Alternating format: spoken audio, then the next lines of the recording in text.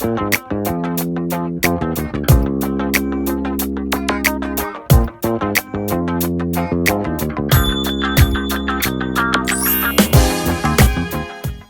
everyone, and welcome back to another episode of C.A.R.E. My name is Will Perez, and this is... I'm Mark Mason. And we're excited to be with you today. We're going to cover Mormons chapter 7 through 9. We'll break it down into those lessons and curriculum, applying those principles of C.A.R.E. And I was talking to Mark. I just have to share, last week, I talked about this object lesson with oranges, and if you peel an orange, it sinks, and so you kind of have this... You take off the armor of God and you sink. I tried it at Institute this week, and Mark, like it failed. The orange did not sink for me, and I had built it up. And so I just wanted to say, first of all, I'm sorry if that happened to you. I tried it later with Mandarin oranges, and it worked. But so object lessons sometimes go wrong, and you're in good company. Yeah, That's my welcome to C.A.R.E. today. Perfect. Take it away. Yeah, I mean, fails. How many times we've all done that? We thought this is going to be so good, and then it doesn't go like we thought. Then we laugh. I hope you laugh. Don't get you play it off, and you have fun with your students, and they're very forgiving.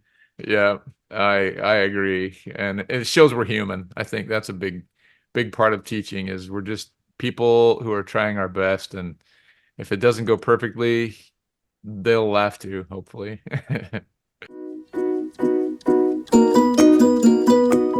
We're going to be talking, as you said, about Mormon chapter 7. I don't know about you teachers, but I find some of these chapters are kind of hard to teach because it's a dark period of time. And you wonder, how do I read all these verses with my kids? Everything feels like it's a little doom and gloomy. And yet I got to chapter 7 and it wasn't at all, despite the fact that the world was coming to an end for Mormon. I was so surprised at how focused he was on the Savior. And there's really good things in the curriculum for chapter 7. So I think you can just launch in there and take a look at those good ideas. But I just noticed if you wanted, you could point them to verses 5 through 7 and just say, go look at all of the amazing things about Jesus Christ that Mormon points out. And I don't know that I really came up with a way to word the question, but just something about how does the Savior help us in the middle of difficult times? Which of these truths do you think would lift people? And even though most of them get destroyed, Mormon is still so focused on joy. I would begin part of the lesson after I'd introduced the scriptures and we'd talked about what Mormon said to his people. I'd share this famous quote from Joseph Smith: happiness is the object and design of our existence and will be the end thereof if. And I would just ask my students to finish that. So if what? What do you think has to happen in a person's life if we're going to have the happiness of the gospel? And let them fill in the gaps of whatever they say. And then I'd use this as kind of like an expert opinion. Now that you've shared your thoughts, here's what the prophet said. If we pursue the path that leads to it, and this path is virtue, uprightness, faithfulness, holiness, and keeping all the commandments of God. So here you have a group of people who are doing none of those things, and they're being destroyed. And yet Mormon says that we still can have happiness. I like that because that's hopeful for a time like today where things are difficult, that if we do what's right, happiness comes. And so after they shared their list, I'd share this one. And then I would probably just take a moment to talk about the difference between happiness and joy. And a famous talk from President Nelson: if we look to the world and follow its formulas for happiness, we will never know joy. So he differentiates that there's happiness and there's joy. Hap, the word hap literally means chance. So if the literal word of happiness is to find joy by chance, good fortune or luck is kind of happiness, just things that happen to me. Oh, I'm so happy today. But joy comes, the unrighteous, he says, may experience any number of emotions and sensations, but they will never experience joy. Joy is a gift for the faithful. It is the gift that comes from intentionally trying to live a righteous life as taught by Jesus Christ. So I would just ask them some questions. What's the difference between the happiness of the world and the joy the Savior has to offer?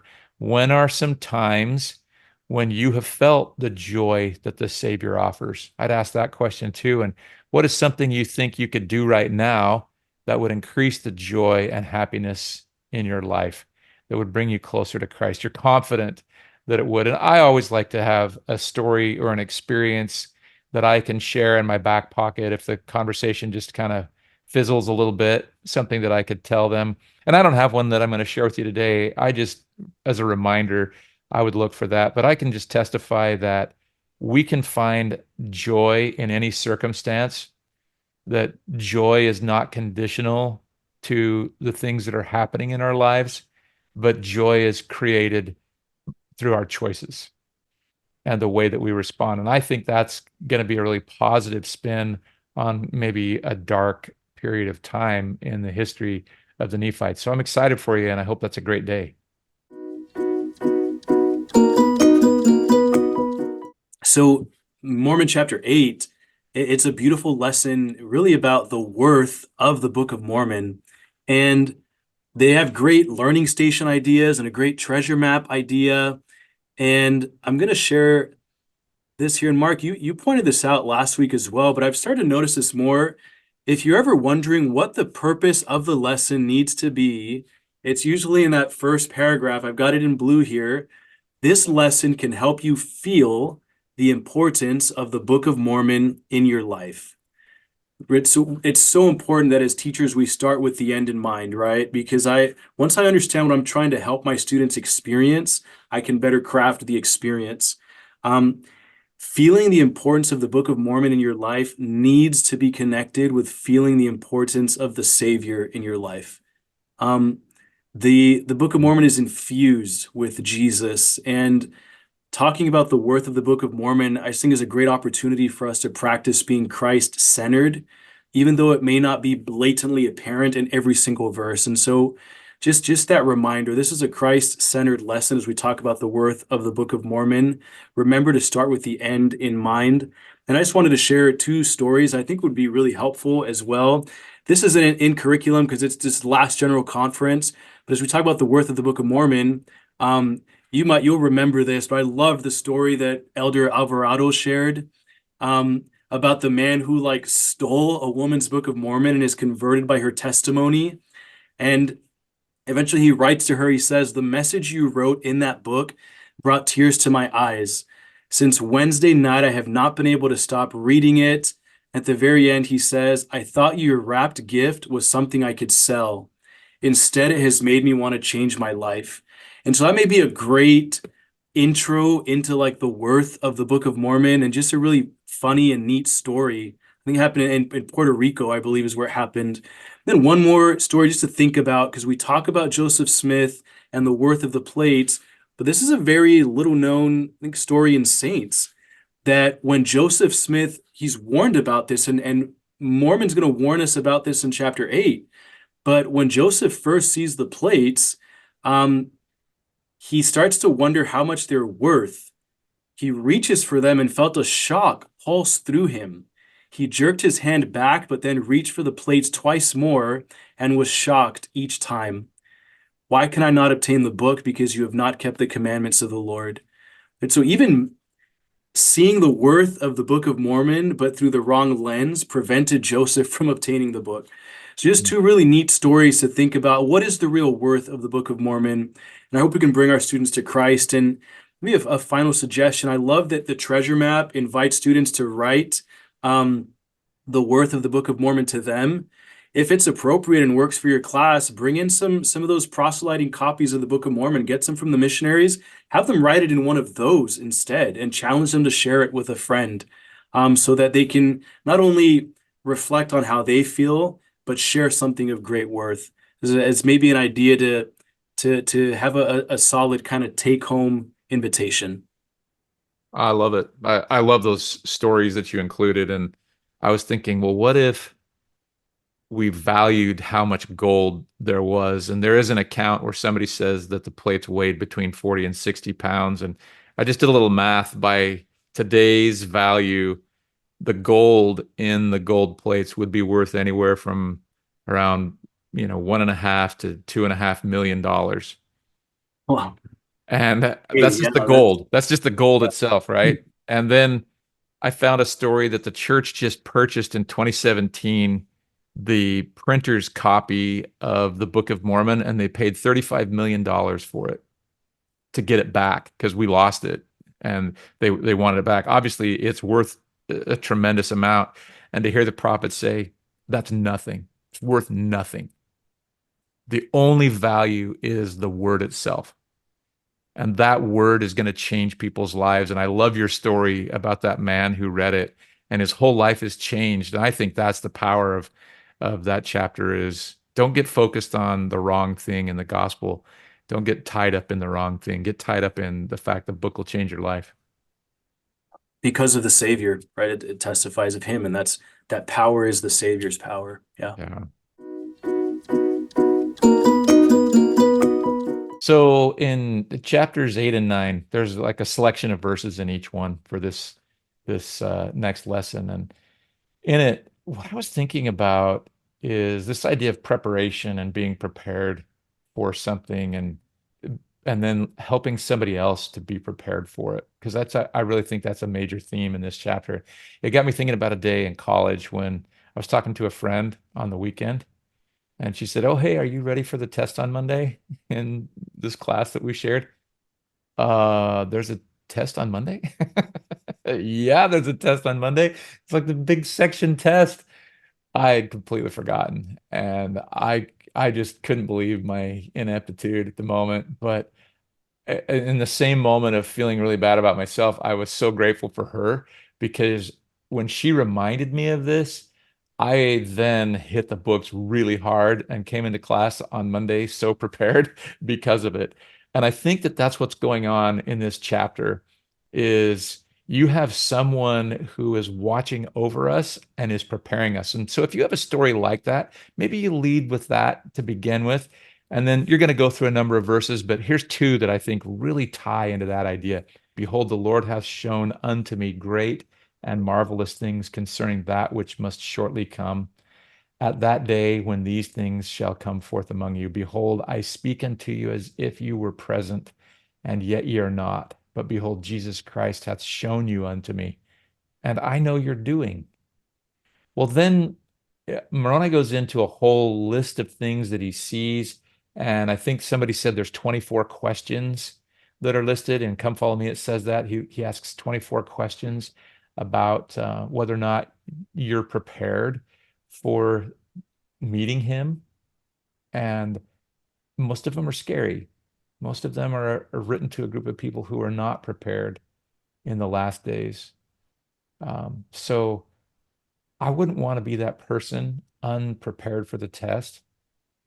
And the thought that I had is, can't we get our students to think about Jesus Christ and what he's like? That he, in advance of anything happening, so far in advance, he showed us to a prophet so that he could see our day because he wants us prepared. And I'd ask my students a question like, what does this tell you about Jesus Christ and his prophets? And when they realize things like that about the Savior, that he is actually the friend who's getting us ready for the test, then the quote that they share in curriculum, I think it becomes so powerful. If they saw our day and they chose those things which would be of greatest worth to us, is not that how we should study the Book of Mormon? We should constantly ask ourselves, why did the Lord inspire Mormon or Moroni or Alma to include that in his record? What lesson can I learn from that to help me live in this day and age?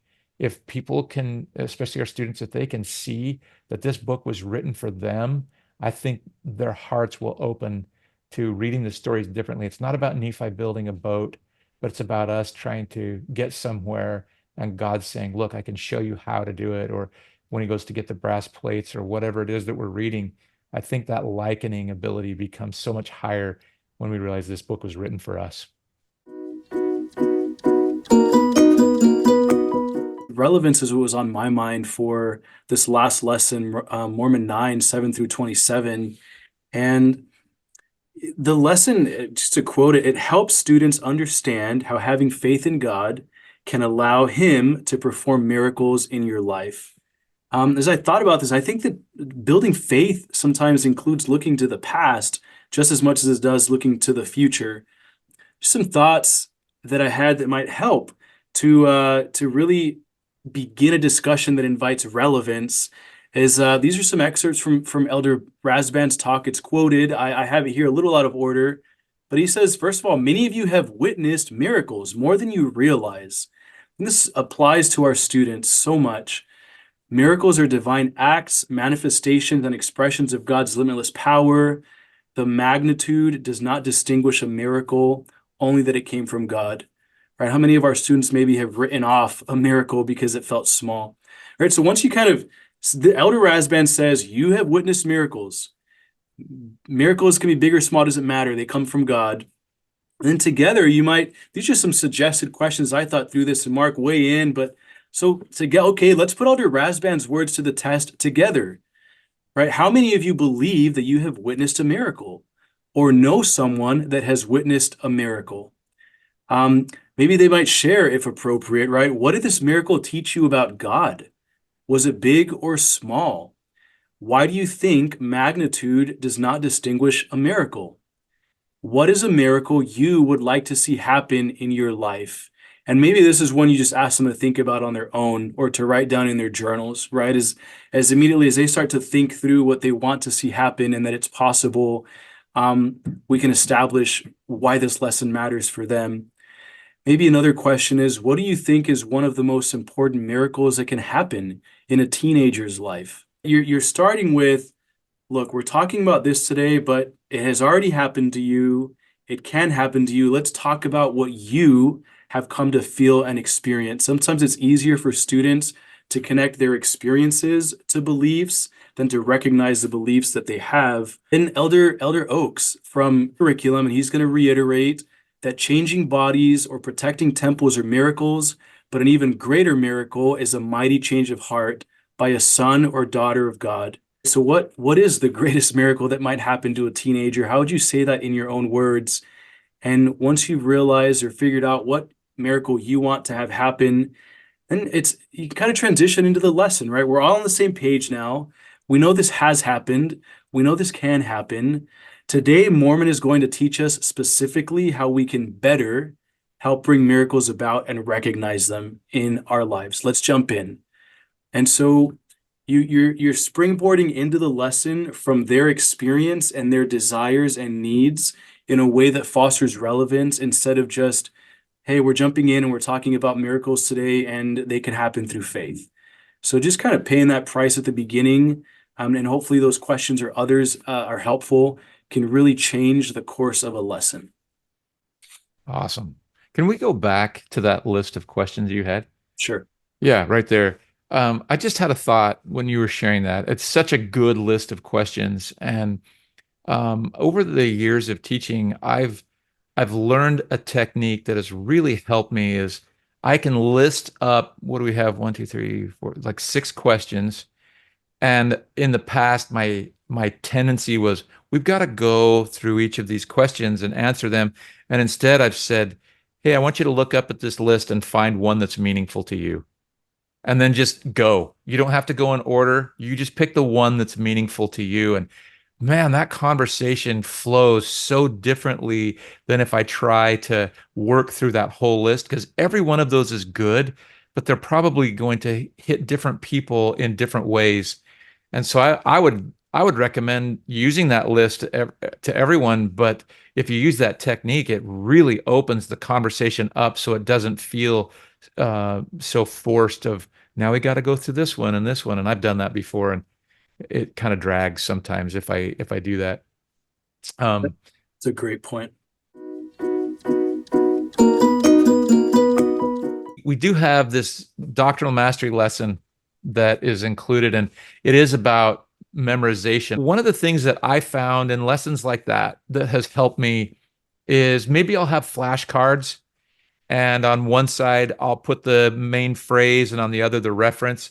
And we'll take 10 minutes. I'll say, quiz your partner. And then after we've quizzed them, then now let's play a little game where you have to use those. And there's so many different variations of opportunities. One is you just each have those cards, the ones that have the reference on the one side and the names on the other side, and the teacher will call out the opposite. So everybody turn up the reference side, and I'm going to say the phrase side. And the first one of you who can slap the card, you get the card and you keep it. It's called slapjack.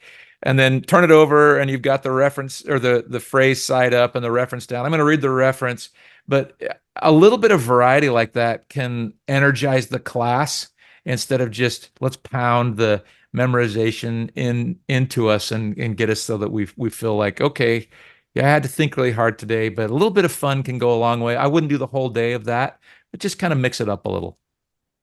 Yeah, have fun. And I liked seeing that lesson. I think that we've kind of pendulum shifted and from like we're super hardcore and we expect memorization. I feel like we maybe have sent a message that memorization maybe doesn't matter near as much anymore with doctrinal mastery, but it still is a very valuable skill and tool, and we should, right, encourage our students and help them to memorize and have the power that comes from um, that skill. Absolutely.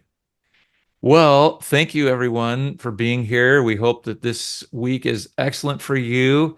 And just remind you that in the notes down below, both in YouTube and if you're looking at the podcast, and now that's available in 3 different places. You can find it on iTunes or on Amazon or Spotify. If you look in that description, the time signature, you can click on it and it will jump you to that place in either the video or in what you're listening to on the podcast. That'll save you some time if you're just looking for one lesson. I hope that you have a wonderful week, and we'll see you next time as we care some more about teaching these wonderful youth. Thanks for caring with us.